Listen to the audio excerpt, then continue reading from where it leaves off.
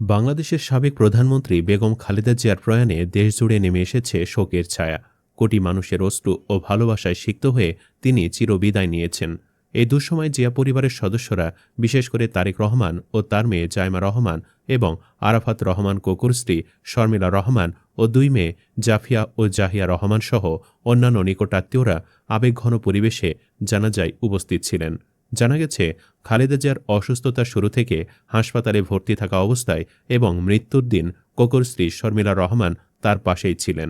তবে তার অসুস্থতাকালীন সময়ে এবং মৃত্যুর দিন কোকুর দুই মেয়ে জাফিয়া রহমান ও জাহিয়া রহমানকে কোনো ভিডিও বা ছবিতে দেখা যায়নি, যা অনেকের মনে প্রশ্ন তৈরি করেছিল। তবে গুলশানের বাসভবন এবং মানিক মিয়া এভিনিউতে অনুষ্ঠিত জানাজার নামাজে জাইমা রহমান, জাফিয়া রহমান এবং জাহিয়া রহমান এই তিন নাতনি পরিবারের অন্যান্য সদস্যদের সাথে উপস্থিত ছিলেন। কোকর বড় মেয়ে জাফিয়া, যিনি একটু হ্যাংলা পাতলা, আর ছোট মেয়ে জাহিয়া, যিনি বেশ সুস্বাস্থ্যের অধিকারী। আপনারা চিনতে পারছেন কিনা জানাতে পারেন কমেন্টে। যাই হোক, জাফিয়া জাহিয়া খুব অল্প বয়সেই তারা হারিয়েছিল তাদের প্রিয় বাবা আরাফাত রহমান কোকোকে। বাবার আদর ভালোবাসা কি তা বোঝার আগেই নিয়তি কেড়ে নেয় সেই নিরাপদ আশ্রয়। বাবাহীন এই দুই শিশুর জীবনে তখন বটগাছের মতো ছায়া হয়ে দাঁড়িয়েছিলেন তাদের দাদি বেগম খালেদা জিয়া। বাবা হারানো নাতি নাতনিদের কাছে দাদি ছিলেন শেষ ভরসা, শেষ আশ্রয়। দাদির আঁচলের তলাতেই তারা খুঁজে পেত বাবার অভাব পূরণের এক উষ্ণ স্নেহ। অল্প বয়সে সন্তান হারানো এক দাদির কাছে নাতিরা ছিল বড্ড শখের, বড্ড আদরের।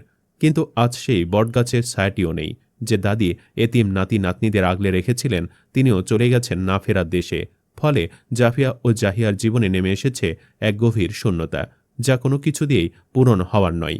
নিয়তির নির্মম পরিহাস, যাদের জীবনের ওপর দিয়ে একের পর এক ঝড় বয়ে গেছে, আজ তাদের শান্ত করার মতো ছায়াটিও আর অবশিষ্ট নেই।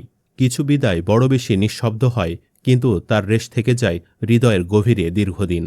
জাফিয়া রহমান ও জাহিয়া রহমানের জীবন যেন ঠিক তেমনি এক বিষাদ সিন্ধুর গল্প। কেবল তাই নয়, মানুষ সাধারণত শাশুড়ি পুত্রবধূর সম্পর্ক নিয়ে নানা কথা বলে, কিন্তু বেগম খালেদা জিয়া ও শর্মিলা রহমান সিথির সম্পর্ক ছিল সেসব গণ্ডির অনেক ঊর্ধ্বে। একেবারে মা ও মেয়ের মতো। বড় ছেলে তারেক রহমান দেশের বাহিরে, ছোট ছেলে আরাফাত রহমান কোকর অকালে চলে যাওয়া। এই চরম একাকিত্বের সময়ে শর্মিলা রহমানই ছিলেন খালেদা জিয়ার সবচেয়ে বড় অবলম্বন।